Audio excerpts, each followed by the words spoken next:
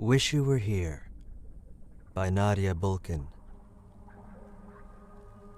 "Tell us a ghost story," said one of the women, the pouty one, the one named Melissa. She was the nice, friendly one for now, the one asking questions, the one who wanted to stop at every little roadside fruit stall and pose next to every possibly rabid monkey. But Dimas knew this kind of tourist. Eventually, she was going to exhaust herself, and then, fueled by a high metabolism and the vengeance of unmet expectations, she was going to become his worst enemy. That was why he was counting on the other woman, Rose, to keep the group stable when they reached their breaking point, which was probably going to be on day 3. He could already tell that both Melissa's and Rose's men would be useless. For now, however, the tour was still in its honeymoon phase. Melissa was still excited, leaning out of the seatbelt that Dimas had forced her to buckle.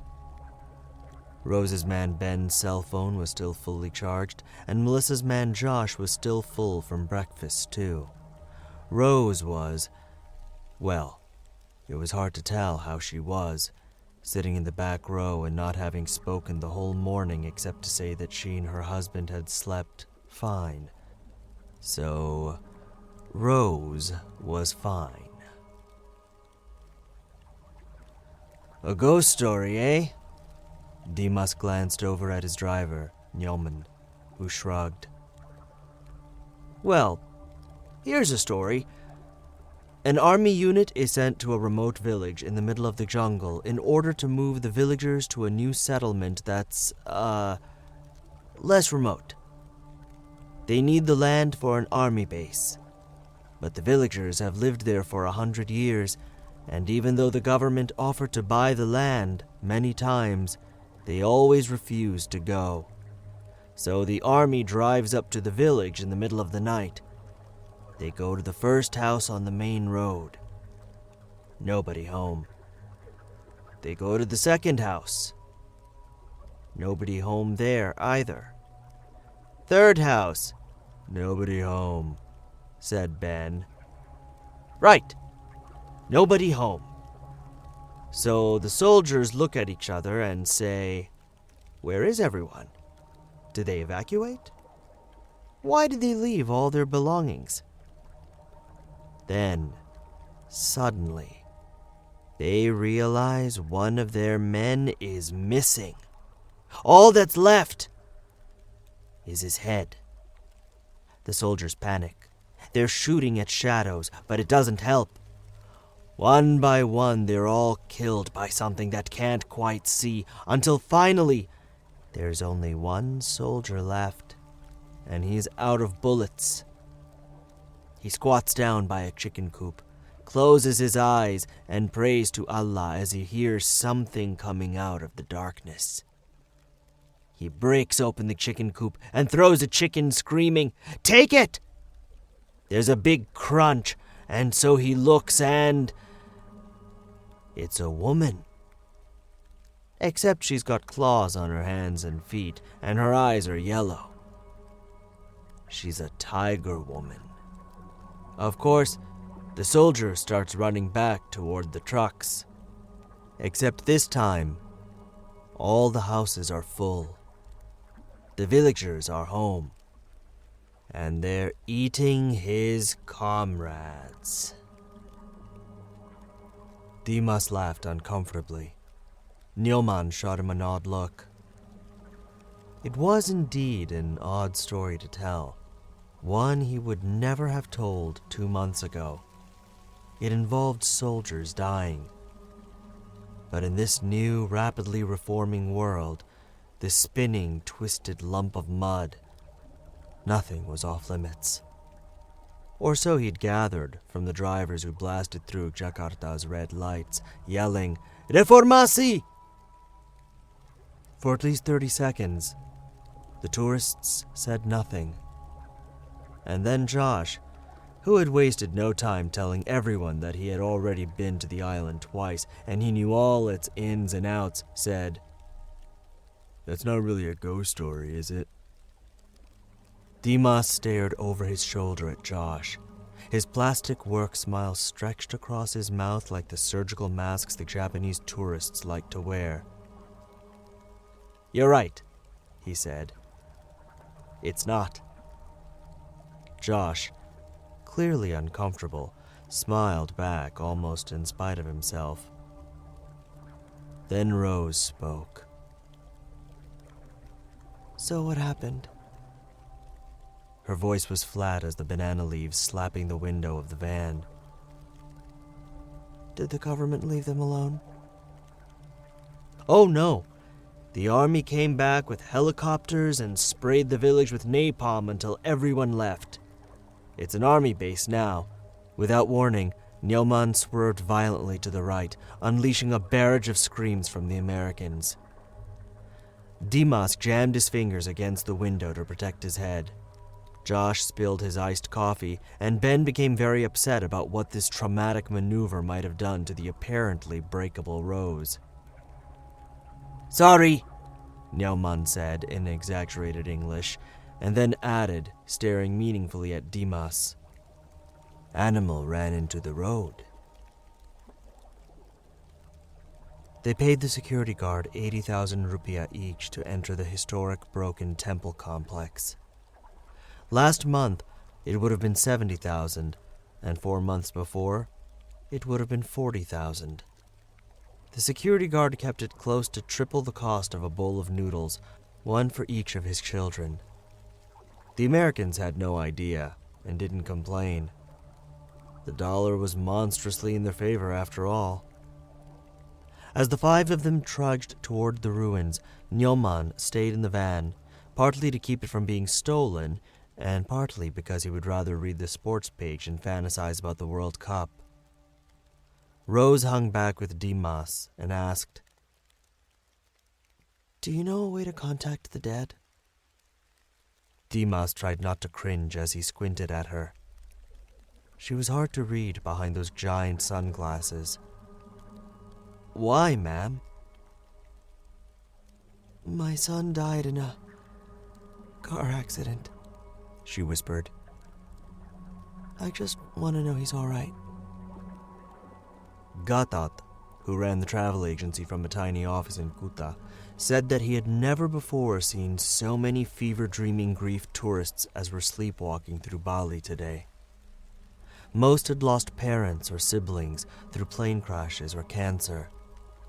They were good for business, because even the ones that didn't buy extensive reality-delaying package tours, like Rose's group, bought souvenirs and memorabilia and other things that they could wrap up and keep safe and take home with them, unlike the people they had lost. "It's because they think we're dying too," Gatot said, and then defiantly snuffed out his cigarette on his own desk. "We'll just see who dies first." "He's all right, ma'am. For sure he's all right." "But how do you know?" A mosquito landed on her arm and deliberately sucked her blood. "I read about something that you have here. Jalangkung. Am I saying that right?" He shook his head, watching her blood travel from flesh to insect belly. He had played with Jalangkung. Ani's grandmother had showed them how, tying half a coconut shell to a pair of crisscrossed, rag-draped wooden sticks. "Give the ghost some respect," her grandmother explained. "At least give it a head." He also knew that a tourist would not have found that game unless actively searching for ways to contact the dead. "Bad idea, ma'am." "I thought we were supposed to get the full experience," Rose said. She had stopped walking, forcing him to pause as well, and by the way she was throwing out her arms, jangling her wooden bracelets, she was frustrated. "I thought anything was on the menu. That's what we paid for, isn't it? No holds barred, all-inclusive, complete access bullshit, right?" He suddenly became conscious of a pain in his palms where his nails were digging. "Ma'am, Jalangkung isn't like a person-to-person telephone call. It's like taking a megaphone and yelling, 'Hey, spirits, come find me!' Maybe your son answers. Maybe someone else. Maybe it's not like this in America, but over here, it's very, very crowded on the other side."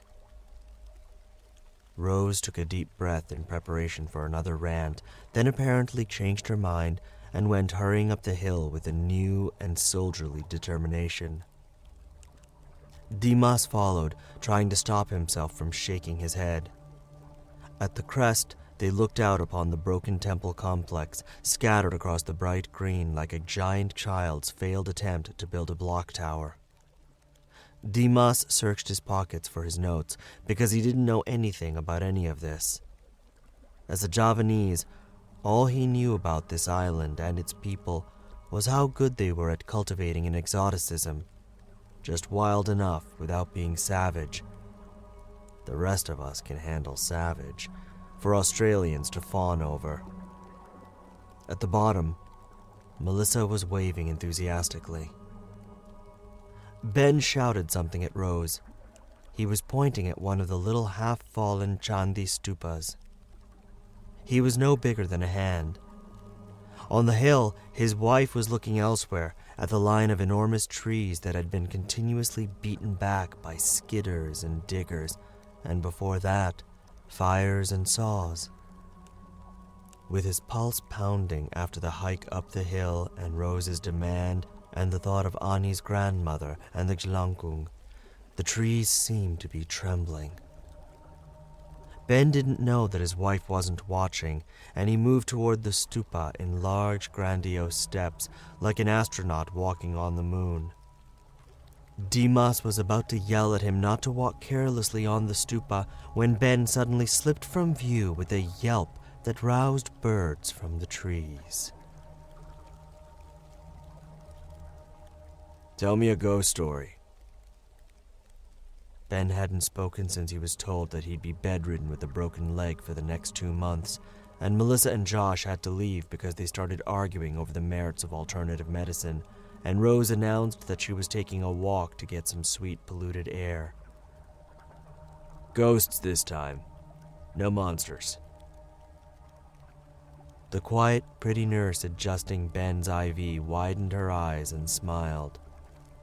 In the next bed over, behind a thick green curtain, a wheezing patient stirred in their bed. "All right," said Dimas, who tried to focus on summoning his pity for Ben. "A boy moves to a new city to go to university. He thinks he's very lucky because he rents a room in a house that's quite close by, just 2 street blocks away.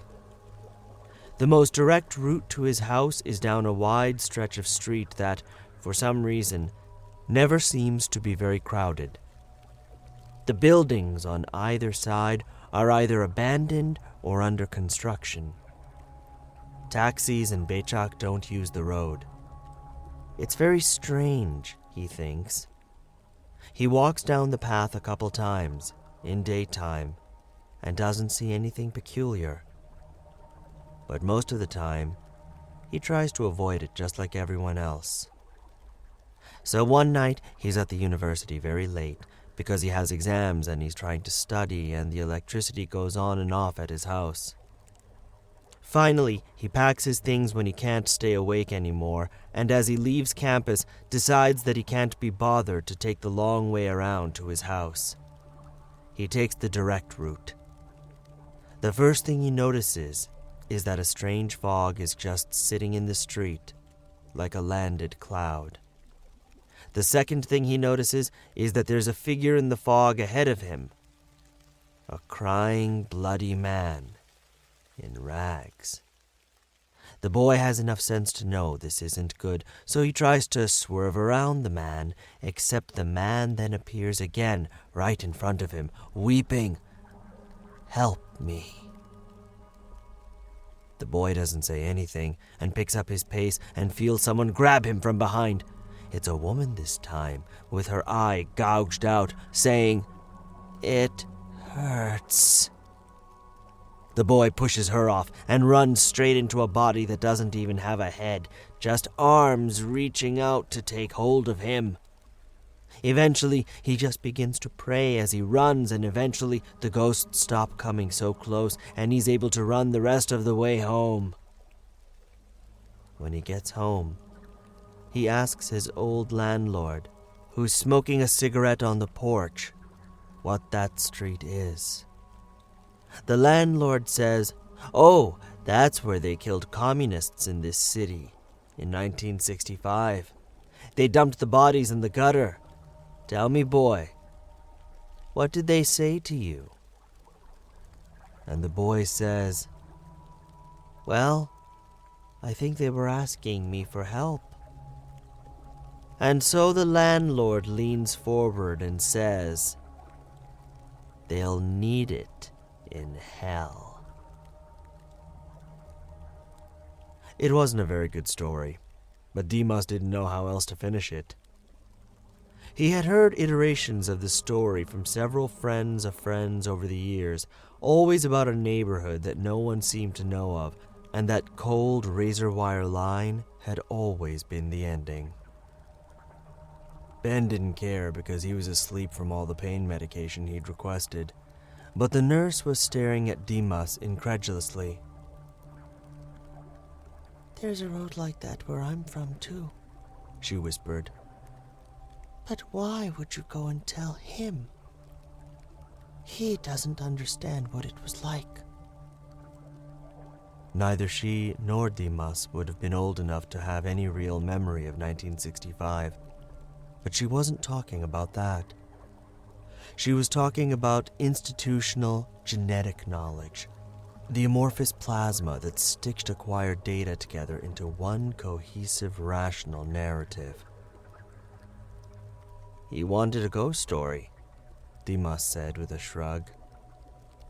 "That one has a lot of them." Half an hour later, the Americans reconvened for a team meeting in Ben's room.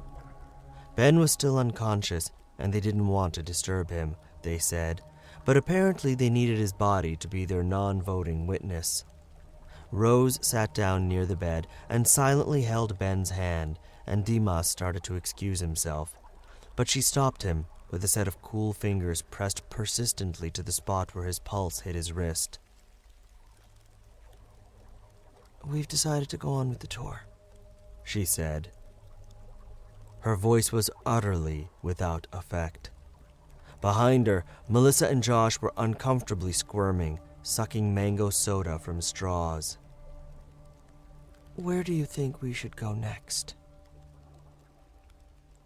Dimas purposefully sat at the end of a row of folding chairs, provided a quick exit if needed, and allowed the three Americans to hopefully talk amongst themselves, and thanked God that Melissa, not Rose, demanded to sit next to him so she could ask him as many questions as possible about a dance he knew nothing about.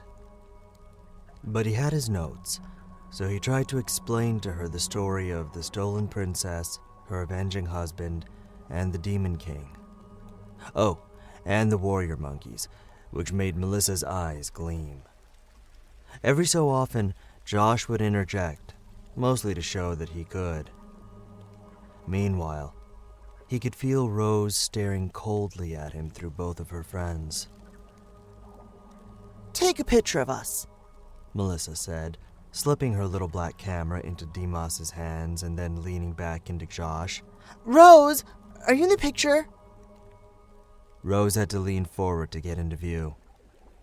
Her look, naked in its resentment, was so awful that Dimas didn't even wait for Melissa to say, "Bally hey!" before snapping the picture. He gave Melissa a thumbs up. His plastic smile was starting to ache. After the Kecak performance started, the audience of foreigners and wealthy natives, all from Jakarta, of course, no locals, prepared their cameras. As one Chanticleer led a call and response around a fiery torch, The 100 male performers, sitting in concentric rings on the ground, shook as if inhabited by the splintered spirit of a cackling gecko god, arms outstretched and fingers frantically twitching. Dimas wondered how it felt, pretending to be possessed every sundown. He imagined them on their smoking break, sneering at tourists while they argued over where to buy shabu. The fire leapt as Australian winds brought the night in, and the heavily made-up princess, legs wrapped so tightly that she seemed to have the lower body of a goldfish, began to skulk among the men. Ani had died in a fire. At least he assumed so, based on the charred remains of her family's convenience store. He told her to leave. He'd even told her to leave the city the day after the students were shot in the street. But she dawdled, froze, as if she wanted it to end this way. Ani did talk fatalistically about the fate of the nation after the IMF deal was made and Parliament re-elected the general for the 7th time. "Nothing ever changes," she said. But then they suddenly, violently did. Fiery beams fell between them, and smoke filled his lungs, and he couldn't wait any longer. What was he supposed to do? And why did she have to raise her eyes and look at him just before he turned his face toward his jacket, as if finally waking up from a deep sleep?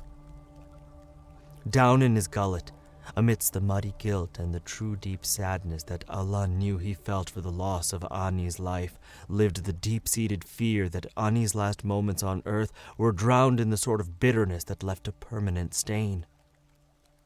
Something was shaking beside him. He looked first at the dancers. The Demon King had emerged from behind a brick wall and caught sight of the princess, eyes on fire, and then at Melissa, who was the source of the tremors. Dimas thought at first that she was shivering, but when he saw her chin warbling and her eyes rolling back into the gulf of her skull and a small trail of saliva running down her chin, he knew this was worse. Then she slipped off her chair, falling onto a group of French tourists in the next row. For a spare second in the desperate, dark moment that followed, Josh, trying to control his seizing wife, Rose screaming at everyone to give the woman space, and the other tourists and all the dancers paying them no mind at all, chak, chak, chak, chak, creating the unnerving sensation that the four of them had somehow fallen through a trapdoor past their waking world and into the next. Melissa's blue eyes focused. Those eyes looked at Dimas and Rose, and maybe Josh as well. And it was not Melissa looking out. No, it was not. Their ears plugged, like passengers of a falling airplane, and then they were alone with it. But 10 seconds later, her eyes rolled back again. The world righted itself, and now there was a German doctor on holiday holding up 2 fingers, and a woman in a hijab offering a dripping bottle of water with an unbroken seal, and a possum-eyed kachak dancer leaning down and asking, "She's on drugs, yeah?" "Tell another ghost story," said Josh. "The scariest one you know."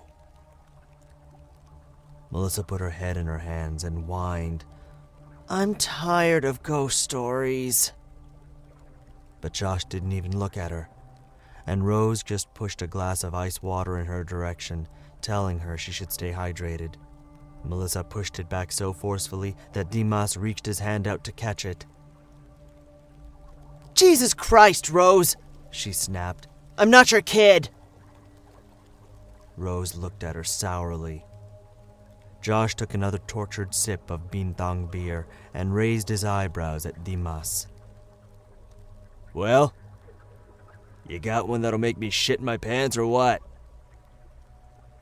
"I have a story," said Dimas.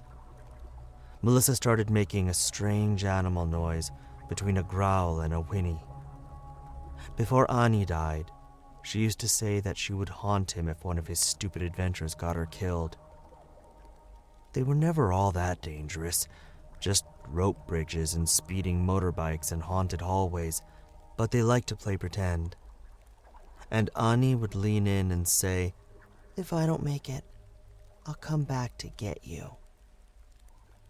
Melissa, who was supposedly all better now, sat like a limp doll on the bench beside him, her jaw slightly slack as she stared ahead into the street at the humming mass of travelers moving slowly in the half-light.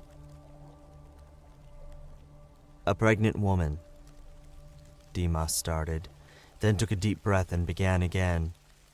"A pregnant woman is tossing and turning in her bedroom in the middle of the night. She's been sick. She doesn't know what time it is, just that it's dark and she should be sleeping. But the lights to the living room are still on, and her mother-in-law asks her through the door if she's hungry. 'No, thank you,' she says. 'What about some water?' No, she doesn't want water either. 'How is she feeling? Is she cold?' And the pregnant woman finally says, loudly this time, 'I don't need anything!' So then her husband comes in the room and wants to know who she's shouting at, because his mother's not due to arrive until the next morning. So now the woman knows that she's being chased by a kuntilanak. That's the name of the ghost. Everyone here knows what it is. She's the ghost of a woman who died in childbirth and is searching for babies and blood in the afterlife." A group of sunburned, middle-aged Australians burst out laughing or crying next to them, hard to tell which. They had their own tragedies, their own demons to run from. Dimas looked back at his own cohort, but only Rose met his gaze. Melissa was humming along to Hotel California, which had started playing over the Club Blizzard speaker system for the 6th time that night.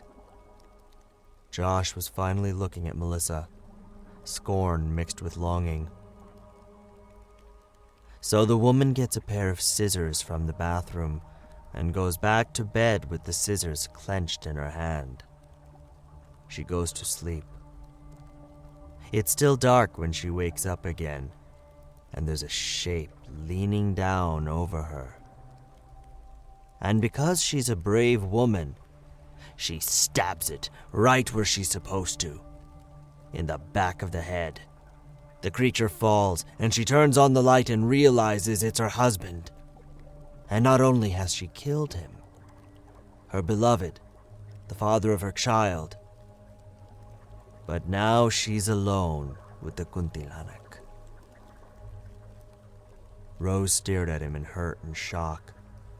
Out of the corner of his eye, he saw that Melissa had struck up a conversation with a man in snakeskin sitting next to her. He didn't seem to be part of the Australian group. "I'm sorry," Dimas whispered. "I don't know why I picked that story." "I have an idea for a scary story," said Josh. "How about if you talk about what's going to happen to this country once it splits into 27 pieces? How about that? What happens when all these fucking people," he waved his beer around, even though 2/3 of the people in Club Lizard were tourists, "realize that they don't have to worry about the military reining them in anymore? Why don't you give us a prediction for how fast things are going to burn down once the inmates are running the asylum?" Dimas wondered if Josh had perhaps forgotten that he could speak English. He thought of Gotthard's defiance. "We'll just see who dies first," and forced himself to smile at Josh. He could see Melissa getting up and walking away with her new friend. Rose sitting in the dark, slowly opening and closing a pair of scissors. Ben eaten alive by mosquitoes in the hospital. And he saw himself in his sordid and bloody hometown, running through empty streets toward what used to be Chinatown, toward the burning building where he knew Ani would be waiting. "Hopefully, by the time the world ends, you'll be gone," he told Josh, who didn't respond because he'd just now realized that the woman he'd walked through customs with, walked down the aisle with, was slipping quietly away into slippery anonymity, fallen down a crevasse in the known world. It happens all the time. No one knew what dim, damp alley Melissa had disappeared into, and Josh was too angry to care. "Fuck her," he said. "She does this all the time. Remember Rio? She'll come back when she runs out of cash. The bitch." He kicked out a stop sign, covered in missing persons flyers for tourists who had largely lost themselves at will. "We love you, we miss you, please come home." As they ambled back to the hotel, Rose tried again. "Please help me talk to my son," she begged. "I know you can. I know you know how." Dimas glanced at her and thought he saw something scuttle in the gutter behind her, something that cast an uneven, shuddering shadow on the heavily graffitied wall. "Bad idea, ma'am," he said again, staring at the glittering sidewalk, coated with dew and vomit. "I told you." "He died so fast," Rose said. "Ben was driving. County Road. We were coming back from a baseball game. Something happened. I don't..." She stared at a glowing red sun sign ahead of them for Bounty Discotheque. "There was something in the road. They said he didn't suffer, but I didn't have a chance to say goodbye. I'm sure he's scared. He was such a little scaredy cat." Dimas spun around, cutting her off. "Mr. Josh!" His voice came out sounding very weak, very raw. The one thing Godot always pressed, beyond comfort and satisfaction and legality, was liability. Keep your group together. He had been thoroughly scarred by a recent incident in which an Australian dive boat had left 2 divers behind to be eaten by sharks at the Great Barrier Reef. And here Dimas had already lost Melissa. "Mr. Josh, I think we should hurry back to the hotel." But Josh had stopped near a clump of skinny teenagers huddled on the stoop of a shuttered scuba store. He had his wallet out and was very conspicuously taking out stacks of weathered rupiah. "Blow on," Dimas whispered, but didn't step in. Why risk it? He wasn't going to end up in Hotel Karobakan for anyone, especially not a fucking tourist. He counted to 10, trying to still his nerves and the sense that something besides motor exhaust and patchouli was swirling around them, until Josh stuffed a little plastic baggie into his back pocket and sullenly resumed walking. "He could never sleep in the dark," said Rose. "But neither can I. Shapes look different." A local call girl in garish theater makeup stumbled out of Bounty, followed by an anxious-looking man 3 times her age. "Melissa!" Josh screamed at the call girl, who looked over her shoulder at him and sneered. "Go home, you wanker!" her companion shouted. Josh slapped his hand on the hood of a nearby car, thank God no alarm, and shouted back, "Come make me!" It was a bad idea from the start.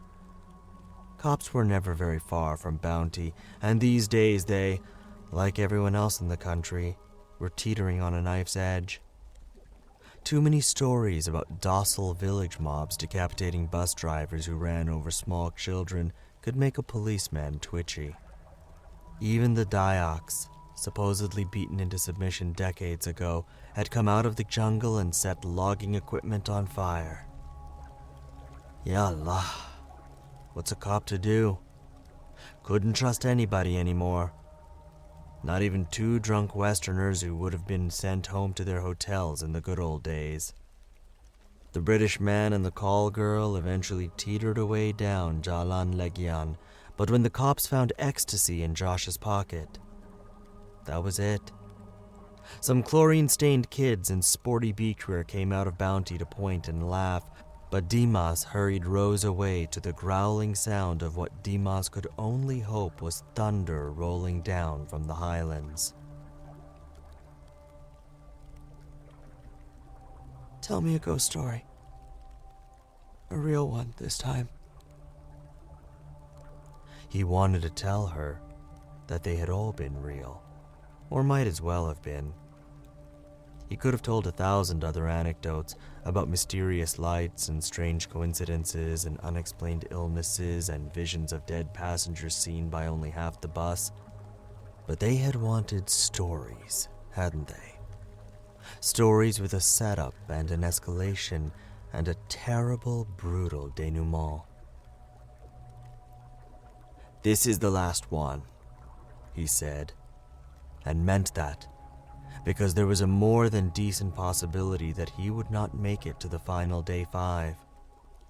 He had seen another humanoid shadow while brushing his teeth the night before, and then found the window to his 3rd-floor apartment open and the drapes dancing, and he knew they were being hunted. Correction. He was being hunted, and Allah had sent Ghost Seeker Rose to Gatot's tropical adventure tours in order to let him know that it was time for him to buck up and stop running from his fate, soldier. Dimas was driving this time. He told Nyoman where they were going, the huge, unfinished Bali Grand Hotel, and Nyoman had laughed in his face and demanded double a day's pay to make the drive, which Dimas didn't feel like asking Rose about. Rose was cradling the hodgepodge shopping bag of a Jelangkung's component parts. 2 broomsticks, half a coconut, permanent marker, incense, twine, a Superman shirt because her son's favorite character was Superman, papers stolen from the hotel room, on her lap, as if they were the very bones of her child. "My friend, my best friend, died in a fire, along with her father and grandmother. Some people," he shook his head. What to call them? Psychopaths? Murderers? He'd run the streets alongside them, silent while they yelled. "Some very angry people set fire to their store. I was in there with them, trying to convince them to leave the city because I could see it coming. Not the fire, of course, or the riots. But once the fires started, I knew what would be burned." His lip quivered. "I got out, because I didn't wait. I was scared, you know. I thought I was going to die. I convinced myself that she'd follow if she saw me running. I thought she'd make it out. I stood outside the building for 10 minutes, I think, waiting for her. And she didn't make it." He glanced back at Rose through the rearview mirror. "She didn't make it. And ever since, I've been afraid of seeing her. Around campus, on the street, even in a room full of people. I can't look at faces too closely. Because I left her, you see. Because that sort of betrayal leaves a mark in the world. Like a cigarette burn. I got so scared that I couldn't leave my house, but even then, I could feel someone sitting on the couch and just looking at me. That's why I decided to leave Jakarta. Just being near those buildings, I could feel her spirit, her energy." There was a small white mass in the road ahead that he realized in a few moments was a goat. He slowed to a stop, hoping the engine roar would scare it into moving, but its milky eyes barely registered the vehicle. Sighing, he kept his foot on the brake. He contemplated telling her that after a few lonely months, Ani had apparently found him again, bringing with her the shadows, the whispers, the cold sensation of being under someone's eye, the hazy cloud of a spirit's hug, the sick-in-the-gut feeling of hovering by a bungee cord over the gaping maw of the great unseen world. But when he opened his mouth, he was too afraid to say the words out loud. Rose's voice had softened when she spoke next. I know what that's like. After your son died? Even before that. It got stronger after Connor died, but I'd felt it for a long time. A presence. That feeling like even when you're alone in a locked room, you're never alone.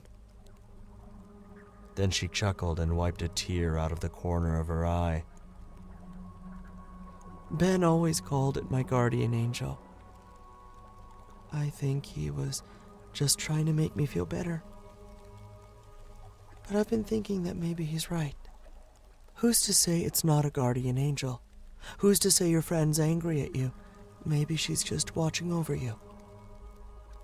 The goat's minder, an old man with a long beard, came out of the bushes and pushed the goat along with a few swats of a small stick. The old man flashed a black-toothed smile at their van. No, not quite at the guilt-eaten man at the wheel, nor the mournful woman in the back seat, but at something just behind them. Something that must have been beautiful. I'd be angry, was all Dimas said. The Bali Grand would have been horrific had it been allowed to live. It was gaudy, too heavy and too white, and far too marbled for the gentle green hills it was nestled in.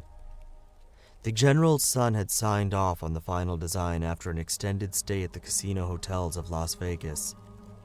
Thankfully, the project ran out of money during the financial crisis, leaving the hotel unfinished with its very bones exposed, like the broken open jaws of a long-dead giant.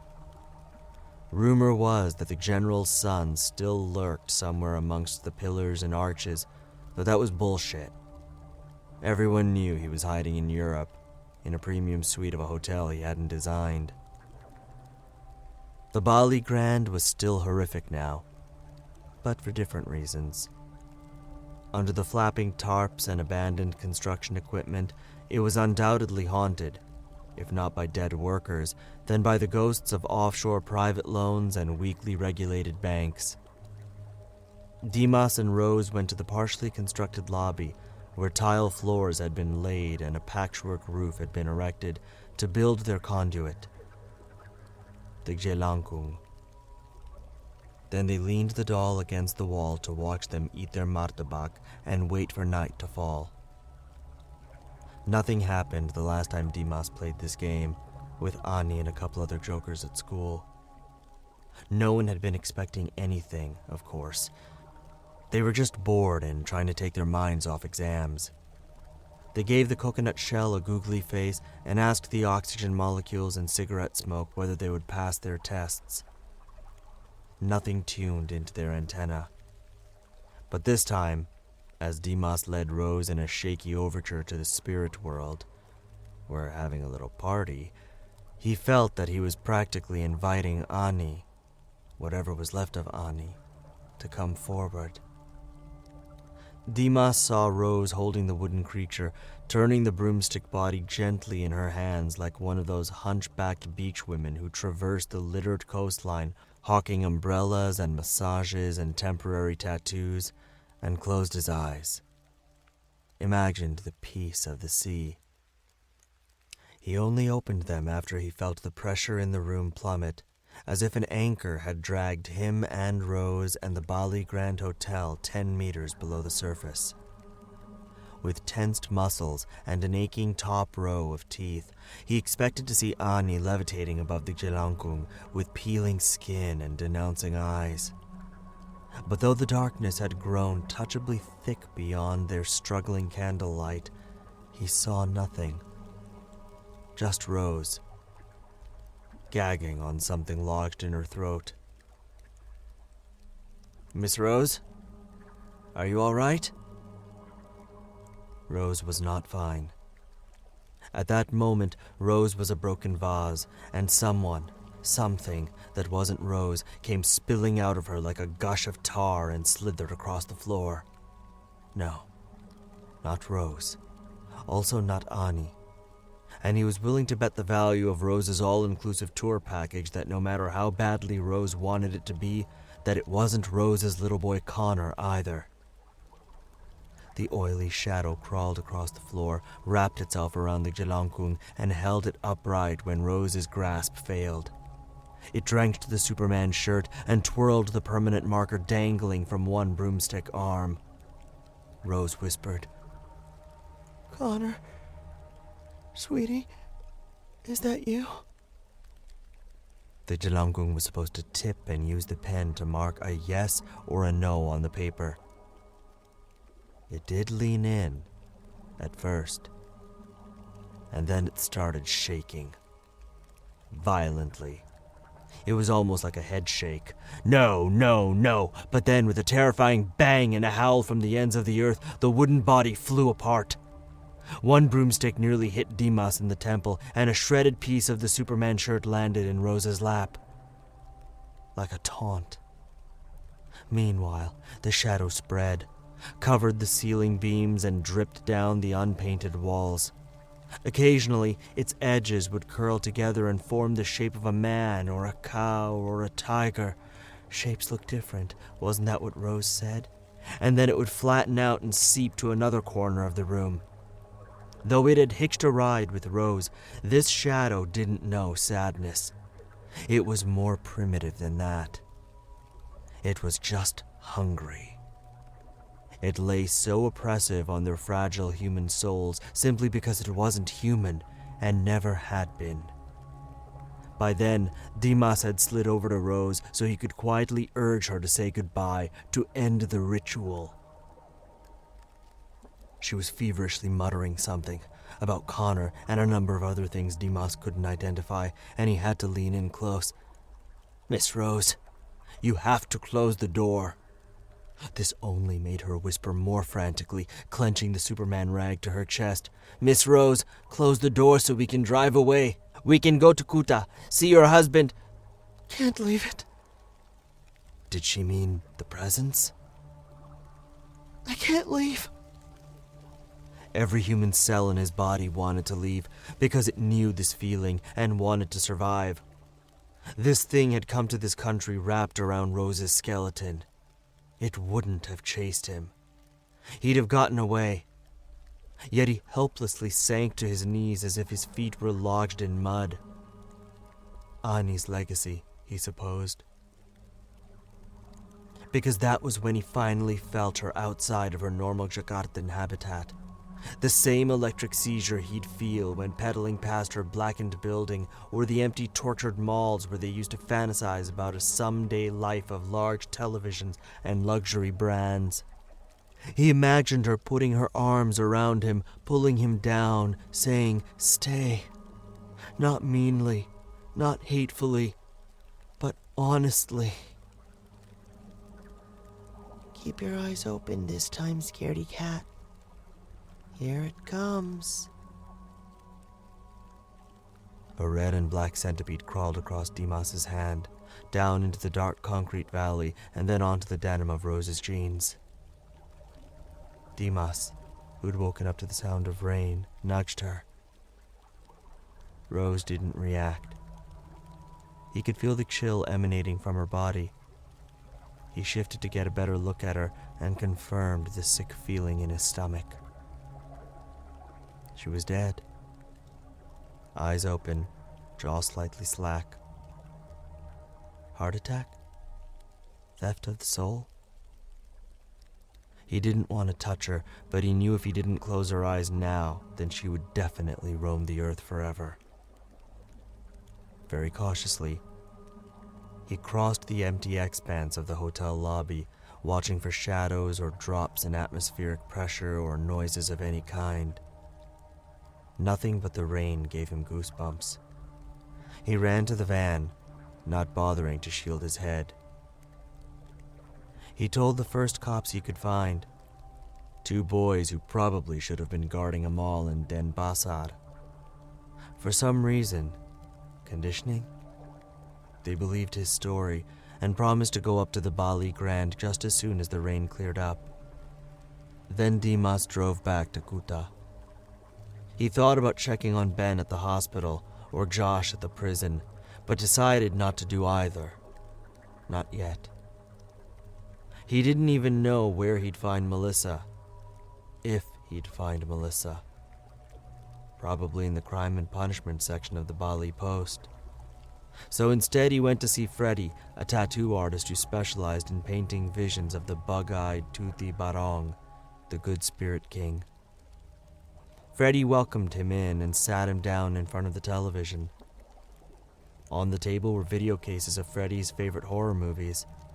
A plastic mess of red eyes and long black hair and frightened, stupid teens. Dimas thought of The Forgotten, the legendary ghost story that the censorship board locked up years ago on account of being cursed. Rumor had it that a real ghost had been caught on camera during filming, and that a critic had died of a heart attack during an early screening at Pondok Indah Mall. He didn't remember what it was about anymore. Something about a dead witch and a secret room. Tell me a ghost story. Hey, did you ever track down The Forgotten? You know, the cursed movie? Freddy laughed. Why? You want to watch it? I did find it, my friend, but it was nothing special. Turns out it was banned because the movie didn't have any Kiai come in to beat up the evil spirit by the grace of Allah. He handed Dimas a bowl of cup noodles. Can you believe it? So stupid. But at least we can watch all the shitty movies we want now, after Reformasi. Dimas wasn't convinced that the little vice president currently on television would change the rules of the censorship board, but he had been wrong before. Right now, the little vice president was forbidding the sort of language that had gotten Ani killed for being Chinese, for not being a true daughter of the land. So there was that. Freddy sat down on the couch with his own cup noodles and switched to the jittery black of Channel 4, where a movie was already playing. A lady ghost in a white shift was moving without weight through a foggy cemetery. If it started with her, it would end with her. She'd been terribly wronged. She'd be avenged. I think I did something terrible, Dimas said. Freddy sighed. You need to forgive yourself, Mas. She's not going to come all the way back here just to forgive you. She has better things to do now, right? She's at peace. Let her go. A stray memory flickered of Ani snorting iced tea out her nose at something he'd said about a teacher. I don't mean that. So what now? You left a tourist somewhere? I think I let something loose. Something they were carrying with them. What, like heroin? No. Something worse. He imagined the shadow loping through the forest, flying among the bodiless Leak, feasting upon the grievers and the guilty and the human guides who so delicately threaded the needle-eye balance. A spirit monster out of its ecosystem, devouring all in its path like a bulldozer on autopilot. I'm so sorry. I never should have come to Bali. He felt Freddy slowly turn to look at him as an uncomfortable, unmistakable tension started to clog up the room. On television, the ghost swept aside her long black hair to reveal a gaping, pulsing wound. Rotten and squirming and infested, and yet, somehow, very much alive.